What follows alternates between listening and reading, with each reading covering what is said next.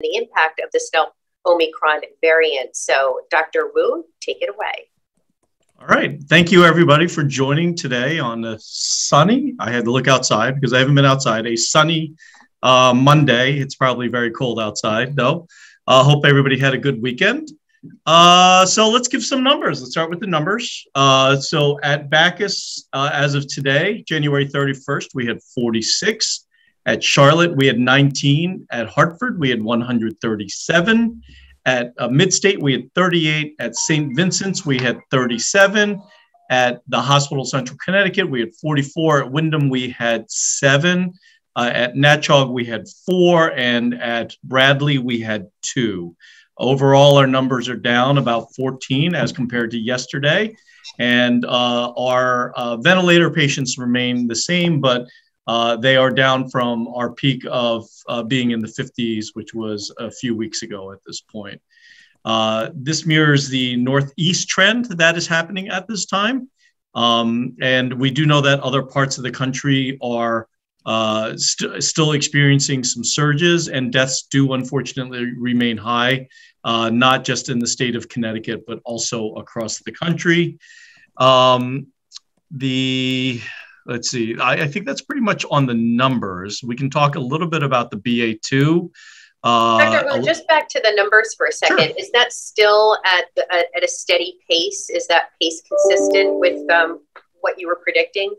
Yeah, we've always predicted a long tail, right? So that sawtooth pattern of a long tail that will be up and down every single day or every other day or whatever days it may be. So we've seen that with, for example, the percent positivity. We've seen that with the ICU stays, with our ICU populations as well. And so we do expect a long tail. I think the BA2 will contribute to a certain extent about this, but I think Omicron by itself was going to contribute to a longer tail, especially since we're in the winter season.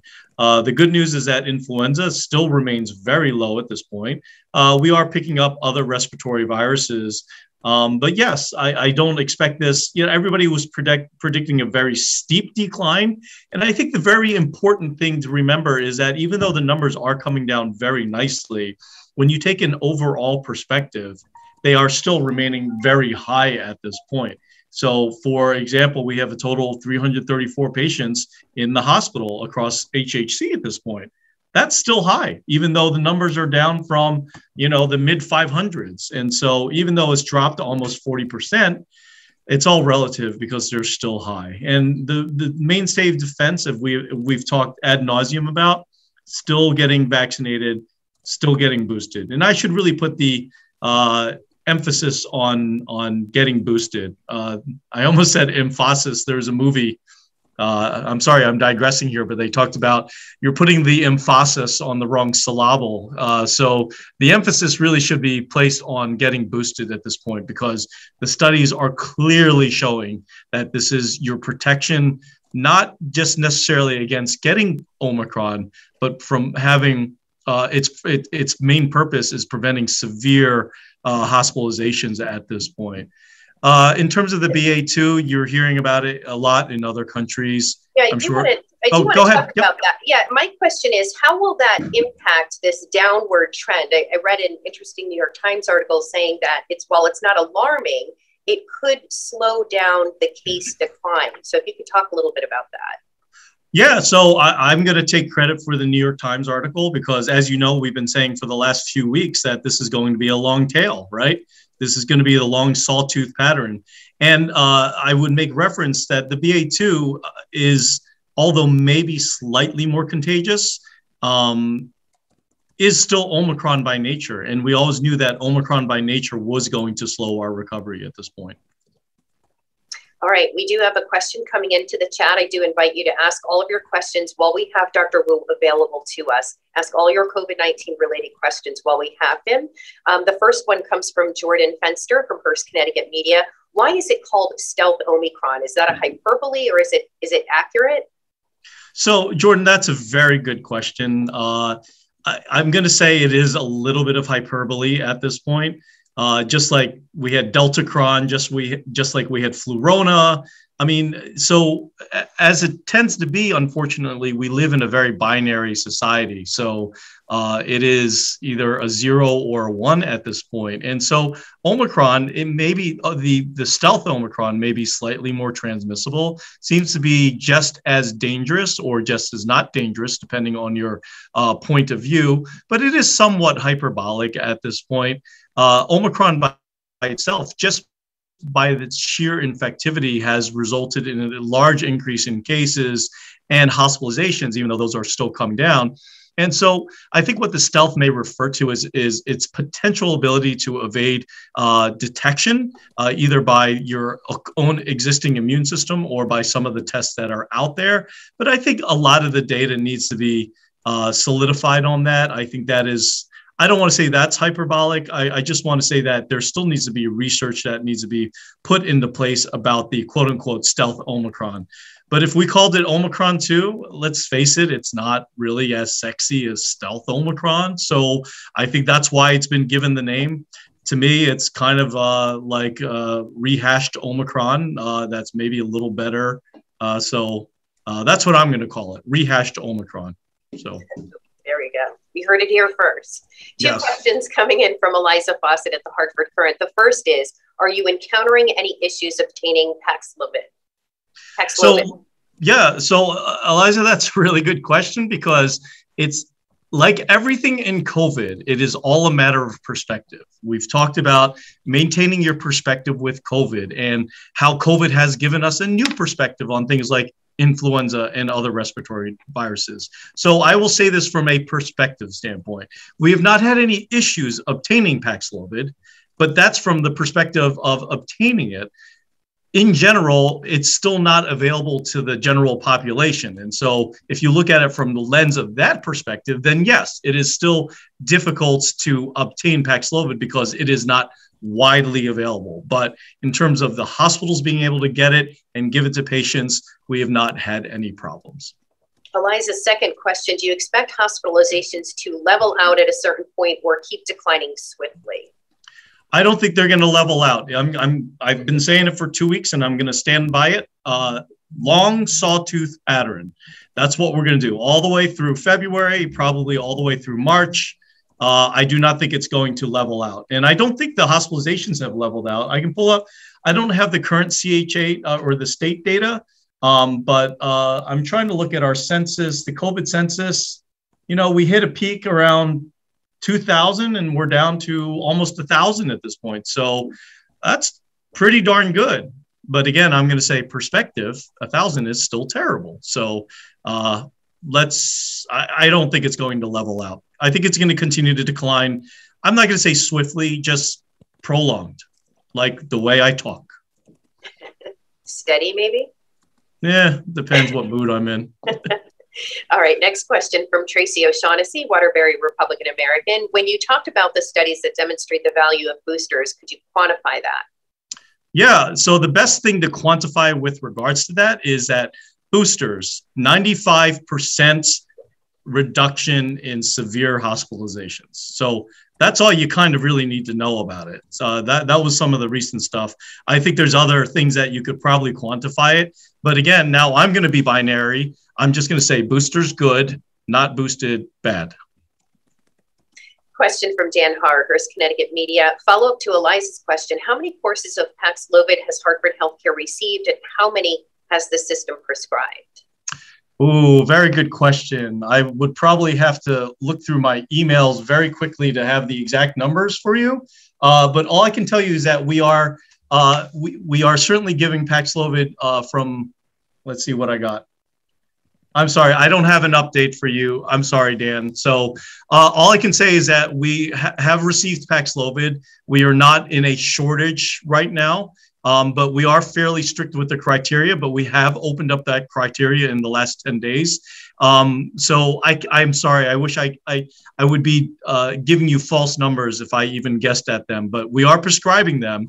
The biggest rate limiting factor when it comes to Paxlovid is getting these patients the medicine within 5 days, which is what we have to do. And then we also have to look at a lot of the drug interactions since it may have some drug interactions. So sorry, Dan, I don't have the exact numbers. Follow-up question from Tracy. More countries and public officials are talking about, quote, living with COVID. Could you talk about what that should mean from your perspective and what you think that means about the ways people are behaving? So, wow, I'm very, I guess, clairvoyant with my long drawn out sawtooth speeches, in the sense that I'm going to say we shouldn't be binary.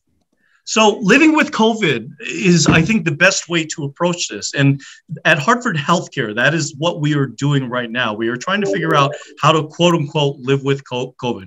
How do we coexist with this disease that is probably not going to go away completely, and will continue to remain in circulation, whether it be at a very high level during the winter or at a very low level if we don't have any variants during the summer, because it still causes some logistics in how, I shouldn't say it causes logistics, it changes how we proceed with our logistics in dealing with these patients with regards to in the hospitalization. So you can tell that we've already shifted to living with COVID by our setup of the COVID outpatient triage clinic. We're shifting the battle from the inpatient and shifting it to the outpatient world. So that is one of the things that we're trying to do to combat living, quote unquote, with COVID.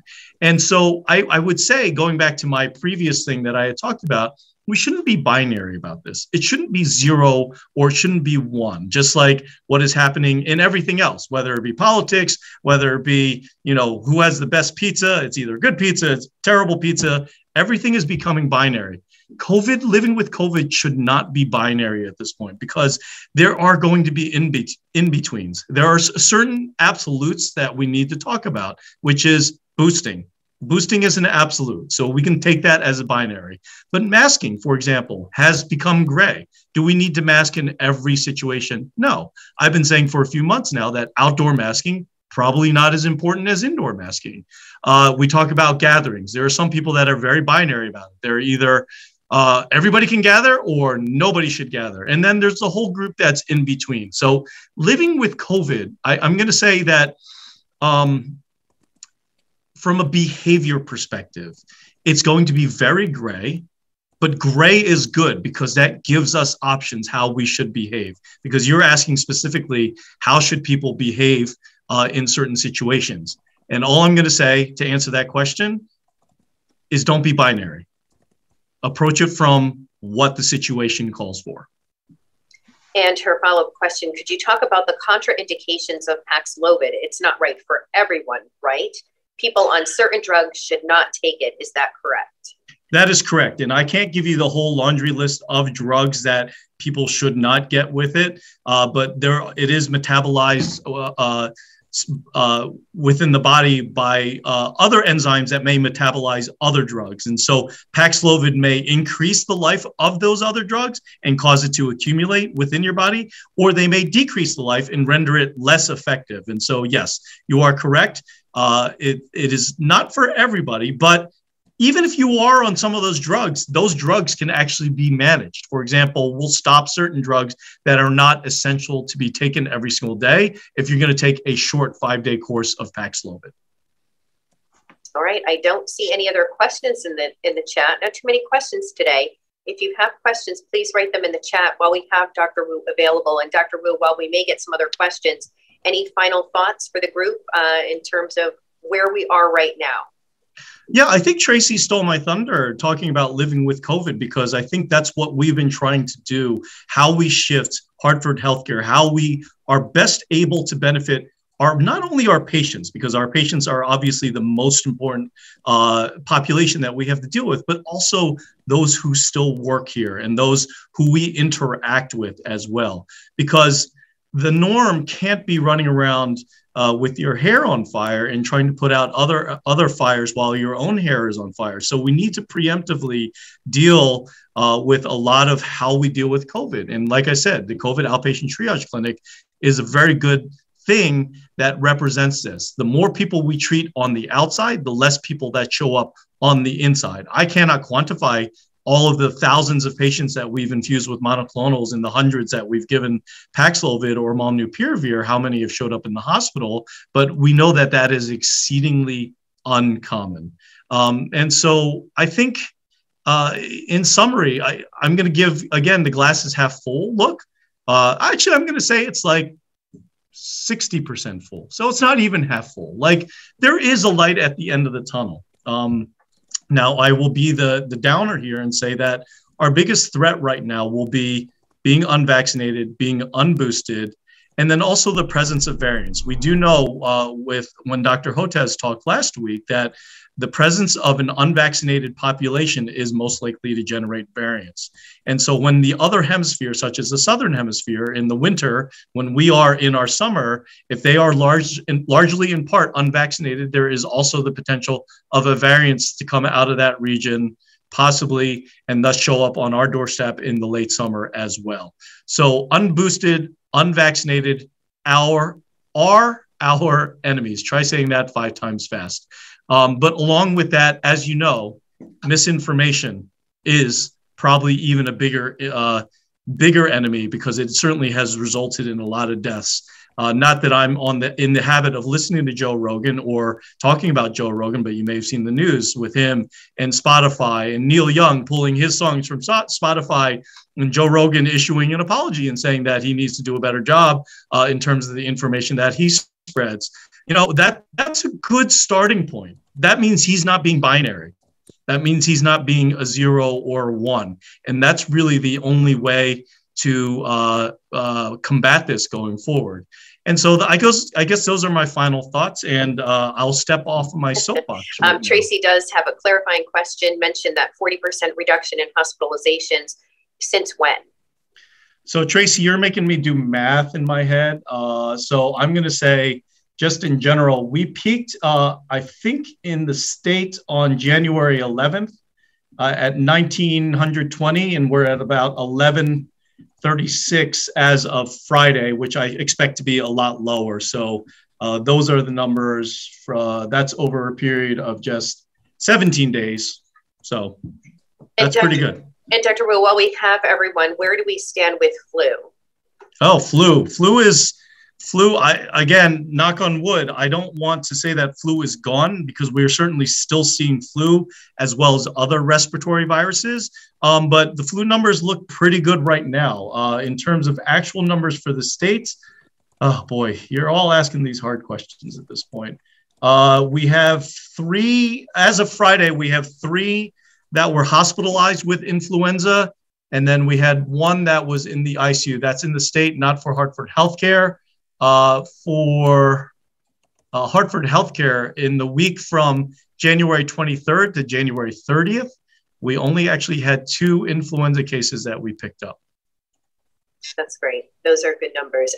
Speaking of numbers, I know we keep going back to numbers, but with testing, so on this downward trend that we're seeing, do you anticipate testing numbers to go up, level off, or decrease while we're in this trend? Tina, you're asking me to make more predictions. I think as we tend to become a binary society, and as COVID starts fading from our collective consciousness, I would expect testing to go down.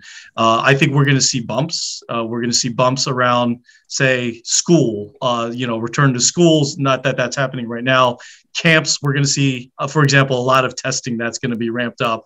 People who are traveling. So if there's spring break, testing is going to be required for a lot of that. So I think overall it's going to be down, but we're certainly going to see spikes as well.